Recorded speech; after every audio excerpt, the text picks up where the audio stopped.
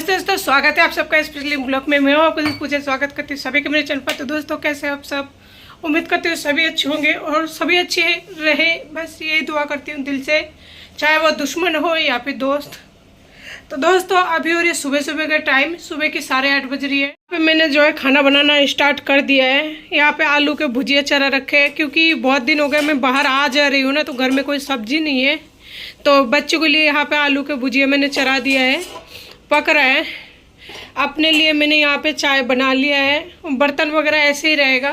बच्चों को बस नाश्ता कराऊंगी, उसके बाद में मैं निकलने वाली हूँ हॉस्पिटल सोनू का रिपोर्ट लाने के लिए, क्योंकि जहाँ पर टेस्ट कराई थी उस टेस्ट से जो आया है सामने, तो डॉक्टर ने दोबारा से जांच के लिए बोला है। तो कल मैंने है ना उनको जांच के लिए दे के आई थी और सैंपल दे के आए। तो दोस्तों वो कहते हैं ना, दवा और दुआ दोनों चीज़ों की ज़रूरत होती है। दवा तो मैं कर ही रही हूँ और दुआ भी मैं कर रही हूँ, लेकिन कहीं ना कहीं कुछ तो छूट रहा है, कुछ तो कमी हो रही है मुझसे। पता नहीं ऐसी कौन सी कमी हो रही है, मुझे नहीं पता। बस मैं आप लोगों से ये कहना चाहूँगी, आप लोग हो सके तो मेरे सोनू के लिए थोड़ा सा ज़रूर दुआ करना, ताकि मेरा जो बच्चा है ना वो थोड़ा सा स्वस्थ हो जाए, क्योंकि मुझसे और नहीं देखा जा रहा है। काफ़ी दिन हो चुका है, उसे प्रॉब्लम पे प्रॉब्लम हो जा रही है। नहीं समझ आ रहा है मैं क्या करूं क्या नहीं करूं, कहाँ जाऊं कहाँ नहीं जाऊं, किसके पैर पकड़ूं किसका पैर नहीं पकड़ूं। मुझसे जितना हो पा रहा है मैं सब कर रही हूँ, वो सब कुछ कर रही हूँ, वो सब कुछ कर रही हूँ मैं फिर भी नाकाम रह रही हूँ। फिर भी मेरा बच्चा सही नहीं हो रहा है। मुझे दुनिया का नहीं पड़ी है, सच में दुनिया का नहीं पड़ी है, नहीं मुझे पति का पड़ी है, नहीं मेरी मम्मी की पड़ी है, मुझे किसी का नहीं पड़ी है। जिसको जहाँ रहना है, जिसको जहाँ जाना है, जिसको जिसमें खुशी मिलता है वो सब करती रहे, लेकिन मैं बच्चे की वजह से बहुत ज़्यादा परेशान हूँ। मेरा बच्चा सही नहीं हो रहा है, थक गई हूँ मैं।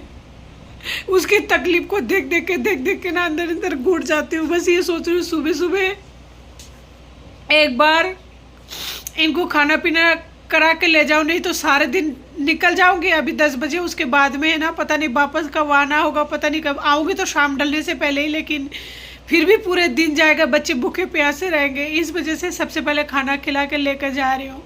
तो दोस्तों फाइनली मैं यहाँ पे हॉस्पिटल पहुँच चुकी थी, जहाँ पर मुझे रिपोर्ट मिल गई है। एक रिपोर्ट मिली है, अभी तक 3-4 रिपोर्ट और आना बाकी है। एक तो प्राइवेट जो डायग्नोस्टिक सेंटर है वहाँ पे है, 2-3-4 रिपोर्ट है वहाँ पे, एक यहाँ पे मिली है। हॉस्पिटल में इस तरफ बच्चों को छोड़कर मैं रिपोर्ट वगैरह ला रही थी। यहाँ से नहीं जाना, ठीक है,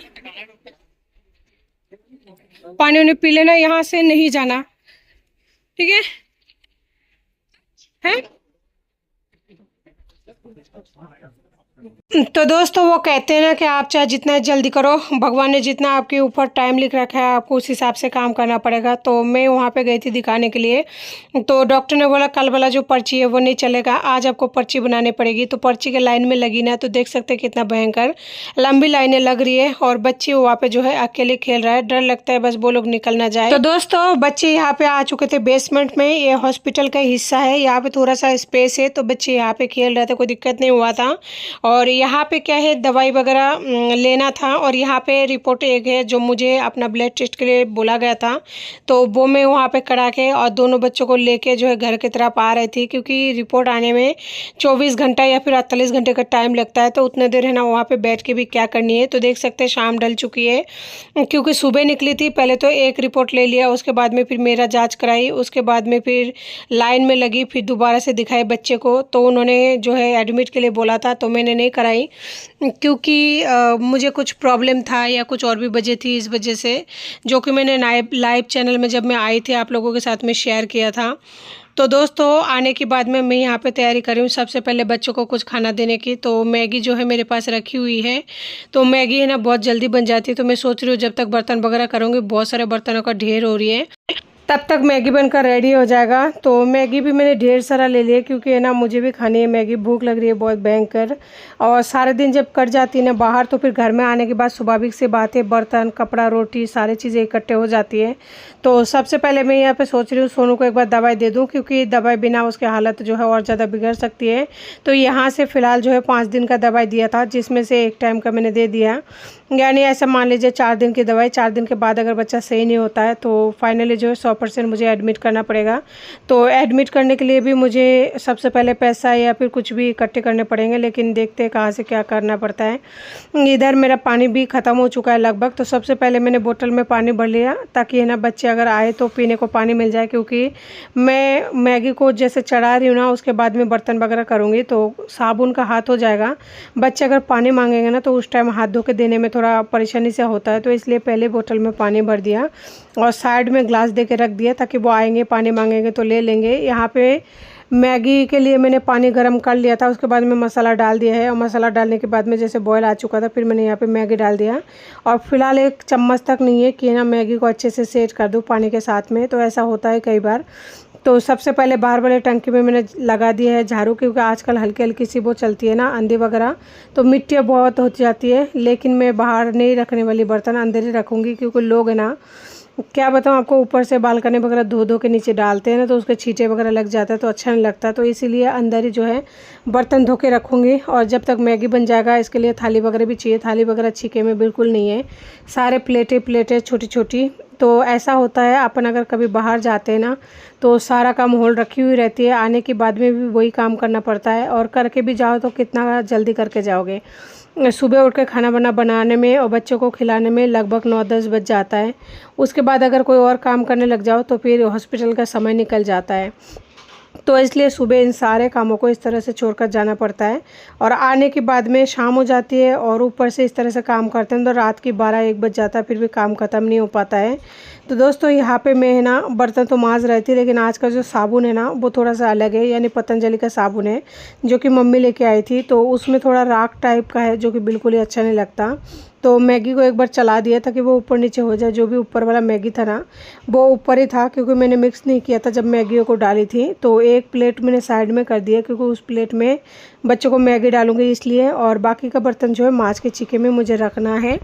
और बर्तन जो है बहुत सारा हो रखा है, क्योंकि रात का भी बर्तन था और सुबह भी नाश्ता पानी करके गए थे उसका भी था, और चाय का बर्तन भी 2-2 3-3 हो चुका है। दोस्तों जो मुसीबत मेरे साथ में इस वक्त चल रहा है ना उस बात से एक ही सबक मिलता है कि इस संसार में आप खुद से ज़्यादा किसी पर भरोसा कभी मत करो, क्योंकि आज मेरे पास मतलब जितना भी बैंक अकाउंट में पैसा वगैरह था मेरा पति जो है लेकर बिल्कुल चला गया है, और मेरी मम्मी को भी जो भी सेविंग वगैरह था सब कुछ बंदे ने ले लिया है। और इस बात का प्रूफ मेरे पास 100% है, क्योंकि जहाँ पे जो इंसान एटीएम से पैसा निकालता है या खर्च करता है पेट्रोल वगैरह डलाते हैं तो उसका प्रूफ होता है। क्योंकि अगर कार्ड बैंक आपके नाम पर है और एटीएम आपके पास है उसके बावजूद भी कोई इंसान आपके अकाउंट से पैसा हर रोज़ डलाते हैं, कभी 160 रुपये कभी 260 रुपये, तो उस पेट्रोल पंप का जगह के नाम और पेट्रोल का नाम तो आ ही जाता है।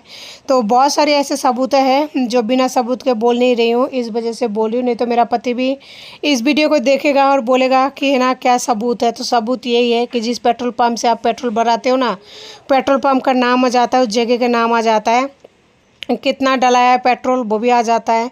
तो इस तरह से जो है मेरे पास सबूत है और उसका भी होगा कार्रवाई आगे ज़रूर।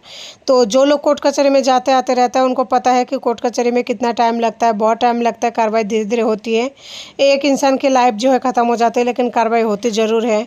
तो इधर मैगी बनकर रेडी हो चुका था, बच्चों को मैं है ना मैगी दे के आई। सबसे पहले सोनू को बोला कि बेटा यहाँ पे पढ़ाई का काम आप जारी रखो, आपसे जितना हो पाए आप उतना करो, नहीं हो पाए तो कोई बात नहीं, किसी भी चीज़ का आप पर प्रेशर नहीं है, हो पाएगा तो ठीक है नहीं होगा तो ठीक है छोड़ दीजिए। और मैगी देखिए बच्चों ने खाया नहीं था, सारे मैगी ऐसे कैसे रखी हुई है, तो बच्चों की वो मतलब नहीं खाए हुए मैगी थे। यहाँ पे मैं लेके बैठी थी चौलाई का साग और आधी चौलाई को रख दिया है, आधी चौलाई को है ना इस तरह छाट कर ले लिया क्योंकि बहुत ज़्यादा था, आधी किलो के करीब था। और गर्मियों का सीज़न में चौलाई का साग जो है मार्केट में बहुत ज़्यादा मिलती है, बहुत ही अच्छे अच्छे कच्चे कच्चे मिलते हैं। तो 10 रुपये के अगर चौलाई के गड्ढे लाते हैं ना तो 2 टाइम ना आराम से बन जाता है। तो छोटू यहाँ पे पी रहा था फ्रूटी, तो मेरा भी मन हो रहा था क्योंकि गर्मी भयंकर है और फ्रीज़ में रखी हुई है ना, तो मैंने भी पी लिया छोटू के साथ बैठकर। और सोनू को मैंने नहीं दिया है क्योंकि उसे ठंडा डॉक्टर ने मना कर रखा है, बस उसको नारियल पानी, छाछ, नींबू पानी ये सब दे सकते हैं। तो फाइनली हम दोनों माँ बेटे जो है यहाँ पे थोड़ी सी देर के लिए एंजॉय कर रहे हैं। तो छोटू तो बच्चा है, उसे तो क्या पता क्या हो रहा है क्या नहीं हो रहा है, घर में क्या चल रहा है क्या नहीं चल रहा है। लेकिन मुझे है ना बस एक ही बात का अफसोस होता है रुक रुक कर रह कर कि ना आज मैं अगर अपने पति को एटीएम नहीं संभलाती, बैंक नहीं संभलाती ना, तो शायद मुझसे इतनी बड़ी गलती नहीं होती। और आज मैं पैसे के लिए, बच्चों के लिए जो मैं लोगों से एक एक रुपये मांग रही हूँ, वो पैसा शायद मुझे मांगना नहीं पड़ता, क्योंकि अगर खुद के बैंक में बैलेंस रहता तो शायद ऐसा नहीं होता। लेकिन मैंने अपने पति पर भरोसा करके पूरा एटीएम, बैंक जो भी था, तिजोरी संभला दिया था। और उस बंदे ने लूट कर पूरी तरह से चला इसलिए गया क्योंकि उसे तो कहीं और घर बसाना था। वो तब तक मेरे पास रहा जब तक कि मेरे पास पैसा रहा और मैं उसे देती रही, और बच्चे होने से पहले मैं अपना काम करती रही, उसे सारा पैसा देती रही। तो इस तरह से वो मेरा पूरा पैसे का मतलब एंजॉय करके उसके बाद में गए हैं। पैसों का मतलब एक भी फूटी कोरी नहीं छोड़ के गया है। जो भी सामान है ना, सामान कागजात वगैरह जो भी है, जाने से पहले बंदे ने सारा उधर ट्रांसफ़र कर लिया है और लेके चला गया है, एक भी फूटी कोरी नहीं छोड़ा है। तो इस वजह से मुझे आज जो है परेशानी हो रही है, नहीं तो इतना ज़्यादा परेशान मैं नहीं होती।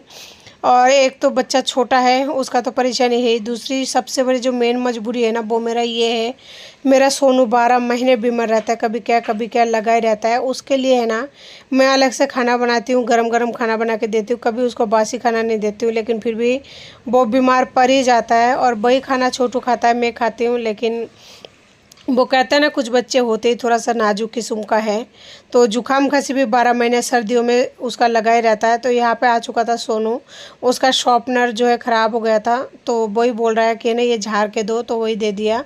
तो सोनू को समझाने की कोशिश कर रही हूँ, बेटा खाना जैसे अपन खाते हैं ना, तो वैसे काम भी करना पड़ता है।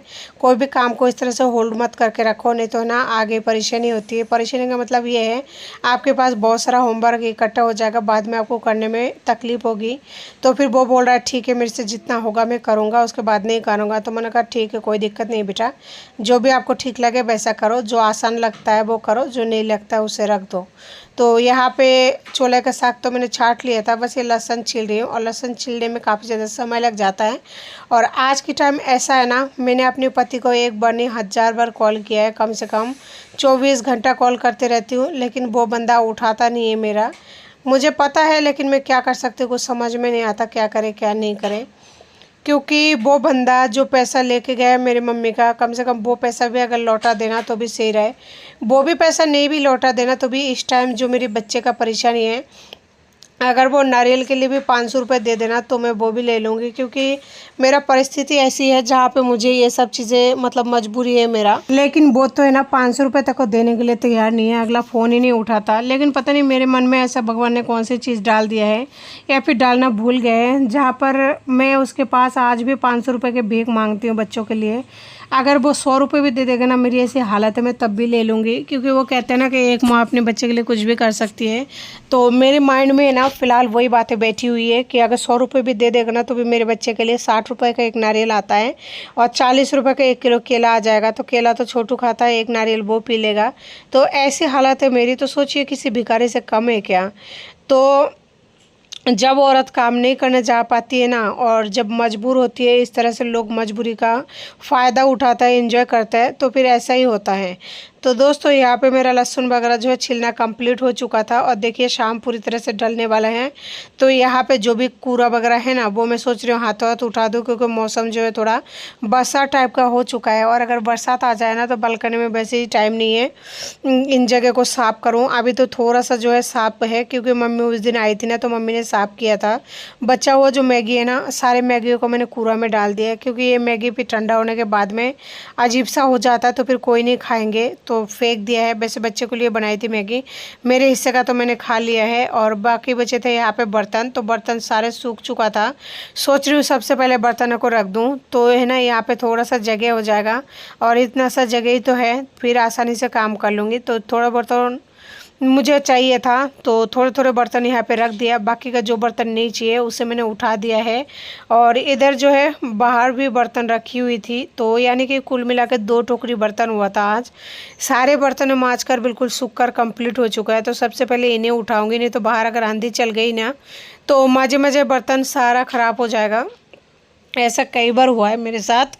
इस वजह से बर्तन मांज के जैसे सूख जाता है ना, वैसे मैं अंदर लेके आती हूँ और हाथों हाथ जो है छीके में रख देती हूँ। और ख़ास करके तब जब मुझे रात दिन का आजकल पता ही नहीं है।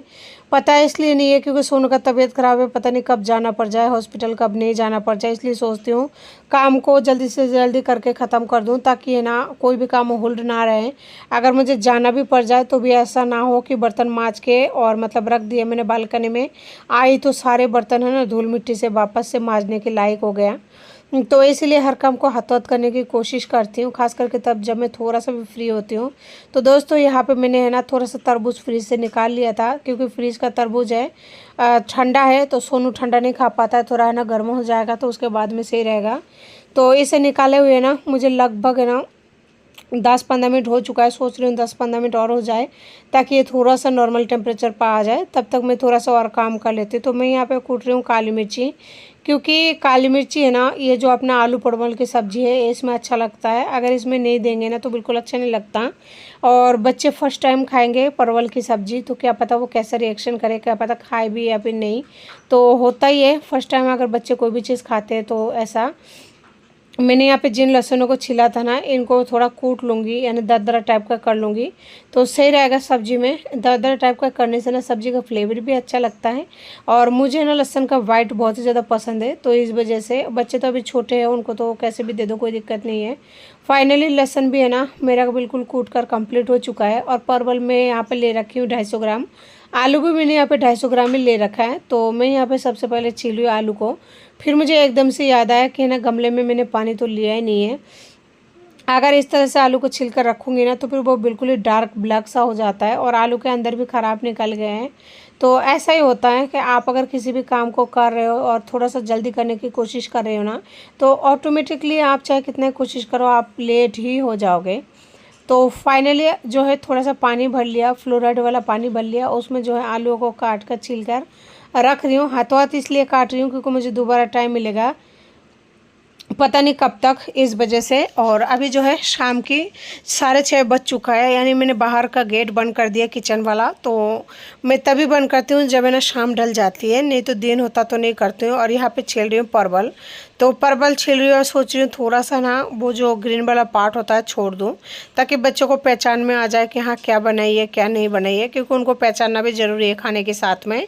तो यहाँ पे परवल को है ना एक परवल के 2 टुकड़े कर रही हूँ, क्योंकि बनने के बाद में वैसे भी ये सॉफ्ट हो जाता है और काफ़ी जूसी भी होती है, कोई दिक्कत नहीं है। बाकी जो बीज होता है ना उसका प्रॉब्लम है, क्योंकि बच्चे पहली बार खाएंगे तो बीज वाले चीज़ों को खाना बिल्कुल ही पसंद नहीं करते हैं। और मुझे पता है बीज तो बिल्कुल ही फेंक देंगे, लेकिन ये नहीं पता कि वो खाएंगे भी कि नहीं। फर्स्ट टाइम पता नहीं कैसा रहे कैसा नहीं। और बाज़ार जाने का मुझे टाइम नहीं मिला था, तो आते टाइम ही है ना हॉस्पिटल से मैं लेके आई थी यहाँ पे परवल और आलू वगैरह। 1 किलो आलू और पाव भर जो है ये लेके आई थी परवल। लेकिन दोस्तों समझ नहीं आ रहा है कि इसको बनाऊंगी कैसे, क्योंकि प्याज वगैरह के भी है ना वो हो चुकी है, खपत हो चुकी है। 3-4 दिन से ज़्यादा हो चुका है मुझे मार्केट गए हुए। तो फाइनली जो है अब बारी आती है तरबूज की, क्योंकि अब तक आलू और ये परवल काटने में मुझे 15 मिनट तो लग गया होगा। और कुल मिला के ये आधे घंटे के लगभग हो चुका है इन मतीरों को बाहर रखे हुए। तो सोच रही हूँ हाथों हाथ इनको भी काट दूँ, छिलका भी हट जाएगा ना तो थोड़ा जल्दी जो है नॉर्मल टेम्परेचर पर आ जाएगा और बच्चों को दे दूँगी तो वो लोग खाते रहेंगे। तो दोस्तों यही होती है हॉस्पिटल से आने के बाद में ढेरों सारा काम। तो आज की वीडियो को इसी के साथ एंड करती हूँ। नमस्ते।